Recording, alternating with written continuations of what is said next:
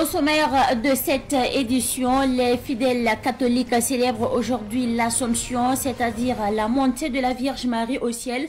Ce matin, les fidèles catholiques de l'archidiocèse de Ouagadougou se sont rendus au sanctuaire Notre-Dame de Yagma pour le pèlerinage diocésain. Cette célébration s'est tenue sous le thème « Avec Marie, soyons pèlerins de l'espérance et de la paix ». La messe a été présidée par l'archevêque de Ouagadougou, Monseigneur Prosper Akwatiebo. On en parle dans ce journal. Et puis, le ministère évangélique de puissance, ministre choisi de Christ, a tenu aujourd'hui la 19e édition de son programme dénommé « Une journée dans la parole ». Pour l'édition 2025, la prospérité des fidèles chrétiens est le thème abordé. C'est au siège du ministère 6 au quartier Padoua que s'est déroulée l'activité. On en parle dans ce journal. Mesdames et messieurs, bonsoir et bienvenue sur un rendez-vous consacré à l'actualité sur Savan TV. Chaque 15 août, les chrétiens catholiques célèbrent la fête de l'Assomption qui marque la montée au ciel de la Vierge Marie, élevée corps et âme selon la tradition et la doctrine catholique. Cette année, au Burkina Faso, des milliers de fidèles catholiques se sont rassemblés ce vendredi 15 août 2025 au sanctuaire Notre-Dame de Yagma pour le traditionnel pèlerinage. À l'instar des années précédentes, les pèlerins burkinabés ont fait du retour de la paix dans le pays le cœur de leur prière, placé sous le thème « Avec Marie, soyons pèlerins de l'espérance et de la paix ». Le rassemblement a été marqué par une messe solennelle, une messe qui a été donc présidée par Monseigneur Prosper Akwatiebo, archevêque de Ouagadougou.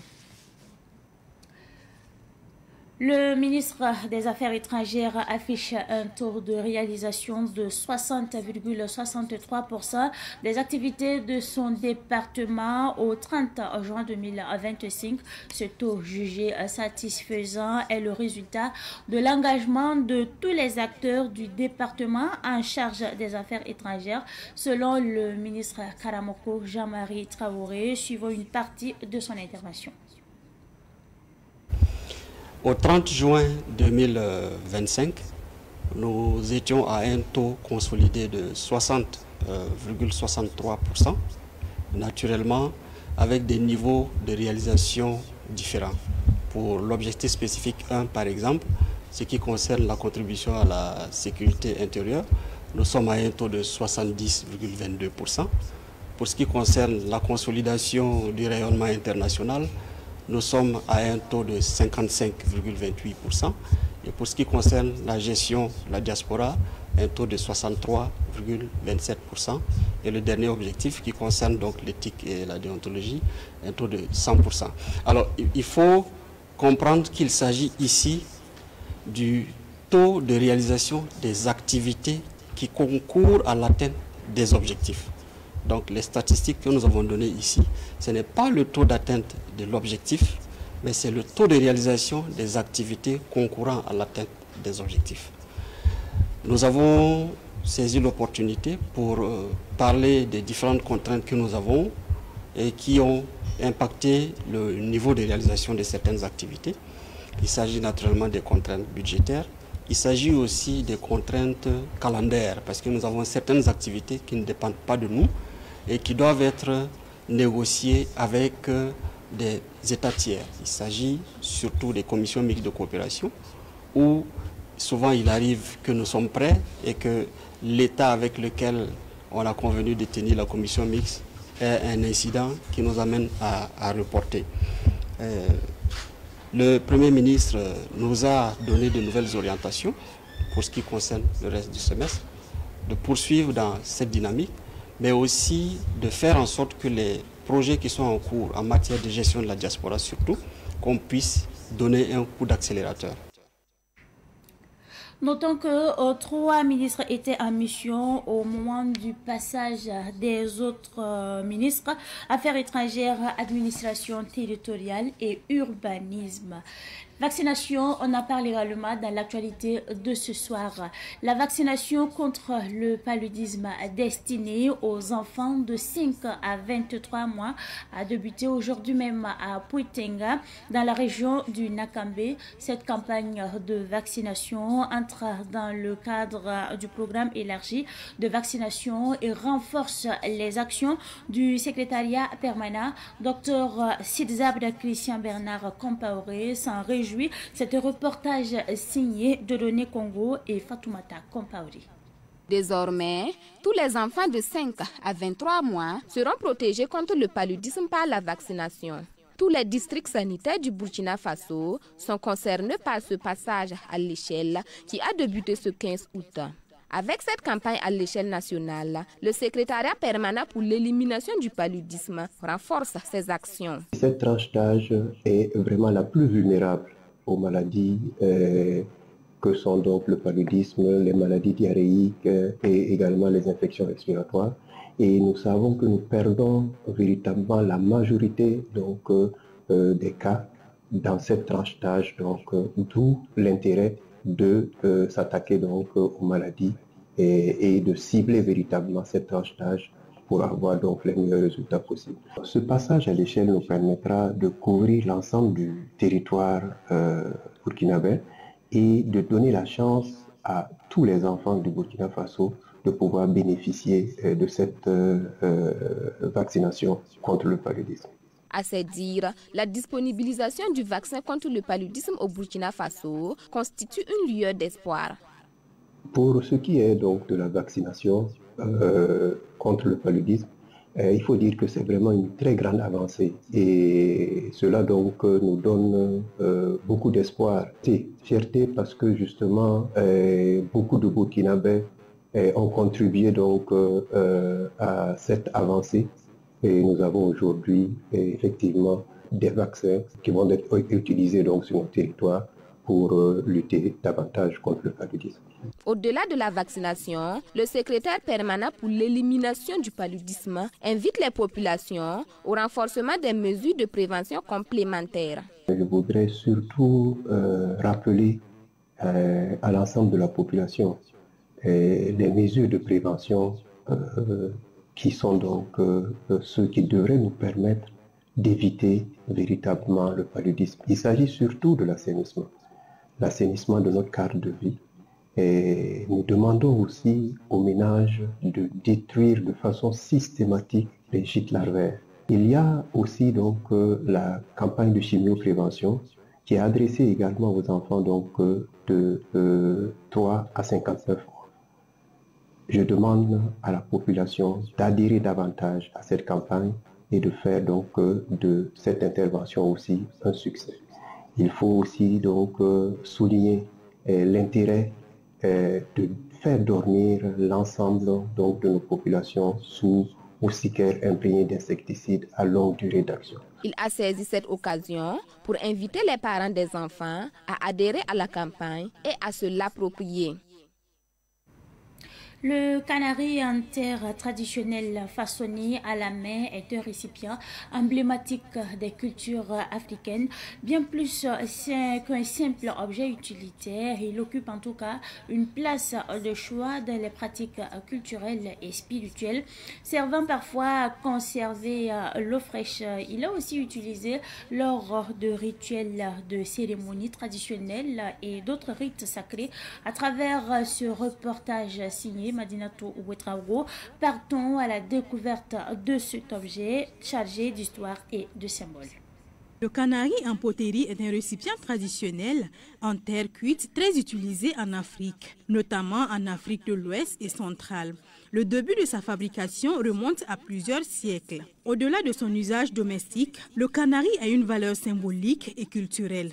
Il est associé à la pureté, à la fertilité et à la tradition d'hospitalité. Lors de certaines cérémonies, mariages, baptêmes ou rituels religieux, on utilise souvent des canaris décorés pour des rituels de bénédiction. Mariam Ki, vendeuse de canaris depuis plus de 2 décennies, continue d'exercer son activité avec passion. La vente des canaris en poterie fait partie de notre coutume. C'est une activité que menaient nos mamans. C'est notre tour de perpétuer cette tradition de commercialisation des canaris en terre cuite. Mais comme nous sommes en ville maintenant, je commande depuis les villages et on me livre ici au marché. Le canari est également apprécié pour sa capacité à rafraîchir l'eau. Grâce aux propriétés naturelles de l'argile poreuse, l'eau reste fraîche même sous de fortes chaleurs. Cela s'explique par l'évaporation lente de l'eau à travers les parois du canari, un système de climatisation naturelle, selon Mariam Ki. Pour elle, la vente reste stable malgré la concurrence des réfrigérateurs sur le marché. Les gens sont habitués au frigo. Le marché des canaris est toujours le même. Il n'y a pas de changement. Bien vrai que l'eau du frigo ne se gâte pas, l'odeur n'est pas la même que celle du canari en poterie. Pour ceux qui le savent, ils sont fidèles au canari afin d'obtenir une eau fraîche, naturellement et pure. Les frigos sont là, mais le canari aussi.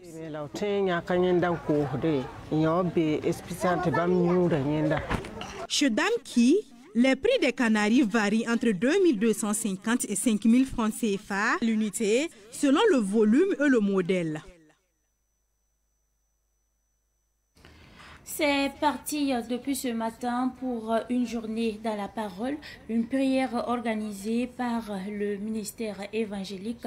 Cette journée se tient sous le thème « Être prospère selon la voie de Dieu » au programme des prédications, louanges, adoration, délivrance. Le reportage a été donc proposé par notre reporter qui était sur place, Samuel Moko.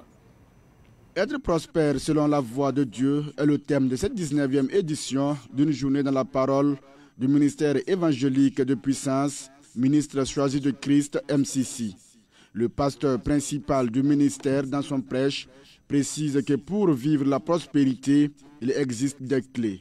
Nous allons décortiquer le thème « Être prospère selon la voie de Dieu ». Nous allons prendre l'exemple aujourd'hui du cas de David dans l'onction royale. Comment est-ce que Dieu l'a utilisé? Alors, il y a plusieurs clés que nous allons expliquer sur le plan spirituel et sur le plan physique. Quelles sont les actions à poser? Quelle est la marche à adopter? L'attitude à adopter? Et comment est-ce que le chrétien doit se lever également aujourd'hui pour entreprendre, pour créer une activité et comment Dieu peut bénir cette activité-là? Les orateurs sont au nombre de 4. Parmi eux, l'apôtre Pierre Ouedraogo. Quand la Bible dit heureux les pauvres en esprit, Dieu n'a pas dit heureux les pauvres, parce qu'un peu pauvre va être heureux. Il a dit heureux les pauvres en esprit, qui est une autre explication. En plus de ça, il y a ce passage où il est difficile pour un riche d'entrer dans le royaume de Dieu, et à un chameau de passer par le trou d'une aiguille. Là aussi, c'est une mauvaise compréhension de la parole de Dieu, parce que le trou d'aiguille ici, ce n'est pas le trou d'aiguille qu'on sait. C'est une porte qui était à Jérusalem, c'est-à-dire que la ville était entourée par une grande muraille. Et quand la grande porte est fermée, il y a des petites portes qu'on ouvre pour que les gens puissent entrer. Donc du coup, comme cette porte est petite, on l'appelle trou de l'aiguille. Et Dieu a mentionné ça pour mentionner comment le riche doit être humble pour entrer dans le royaume des cieux. Une journée dans la parole de Dieu est également une occasion pour le ministère évangélique de puissance MCC d'intercéder pour la prospérité du Burkina Faso. Ce verset dit, bien-aimé, je souhaite que tu prospères à tous égards, comme prospère l'état de ton âme et que tu sois en bonne santé. Notre prière est que tous les habitants burkinabés puissent être en bonne santé. Notre prière est que Dieu ramène la paix dans notre pays. Notre prière est que Dieu nous donne la victoire contre toute forme d'attaque. Le ministère évangélique de puissance, ministre choisi de Christ MCC, a été fondé par le bishop Claver Yamoyogo. Après son décès, son fils, l'évangéliste Maurice Junior Yamoyogo, a pris la relève. Le ministère évangélique de puissance MCC a une représentation en France.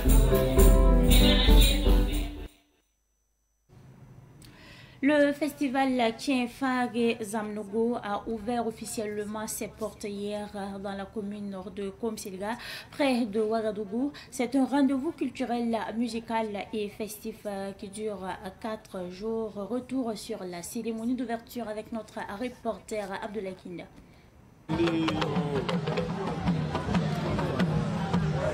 Chefs traditionnels, partenaires culturels et artistes musiciens ont marqué de leur présence la cérémonie d'ouverture de la 6e édition du festival Kinfangé Zamnogo. Une façon de soutenir l'initiative et d'encourager l'organisateur en chef, Kibaki Tobnaba, alias l'homme de savane.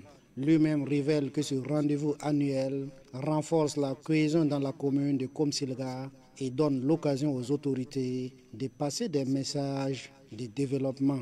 Le festival est célébré cette année sous le thème « Vivre ensemble pour la paix », un thème salué par le PDS de la commune de Komsilga. C'est avec fierté et émotion que nous avons lancé la 6e édition du festival Zamnogo de Kinfangé, un festival culturel majeur de notre commune. Au-delà de la célébration de la culture, le festival Zamnogo s'inscrit en tout cas dans l'esprit de la tolérance, de la cohésion et du vivre ensemble. Et le thème cette année est très bien choisi, vivre ensemble dans la paix. Alors c'est quelque chose de très intéressant et de très important pour notre commune qui en tout cas profite des retombées, je dirais, économiques de ce festival. Donc c'est à sa juste valeur que nous saluons et nous félicitons le promoteur du festival Zamnogo qui est connu de tous, qui est l'homme de savane, un homme engagé dans la culture, un homme engagé dans la cohésion et le vivre ensemble. Donc c'est un acteur culturel que la commune en tout cas accompagne toutes les éditions. Le festival dure jusqu'au 17 août et le marché est ouvert pour les festivaliers chaque jour de 10h jusqu'à tard dans la nuit.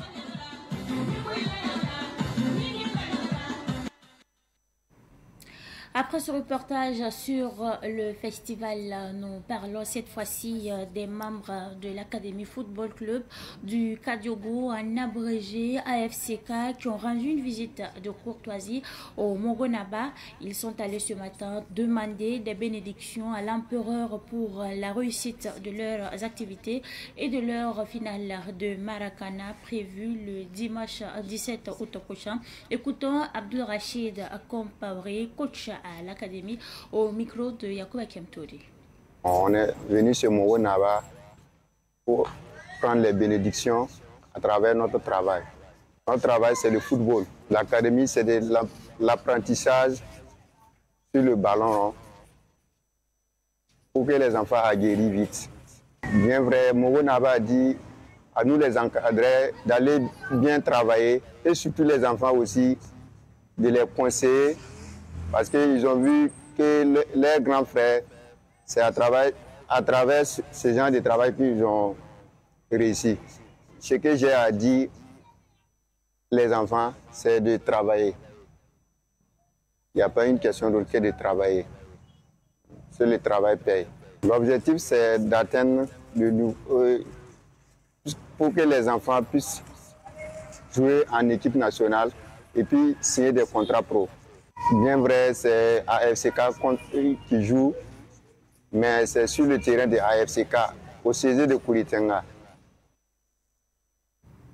Ce qui est le plus douloureux, ce n'est pas ce qu'ils t'ont fait, mais le fait qu'ils savaient pertinemment que ça allait te blesser. Et pourtant, ils l'ont fait. Nous devons à tout prix éviter de blesser nos proches.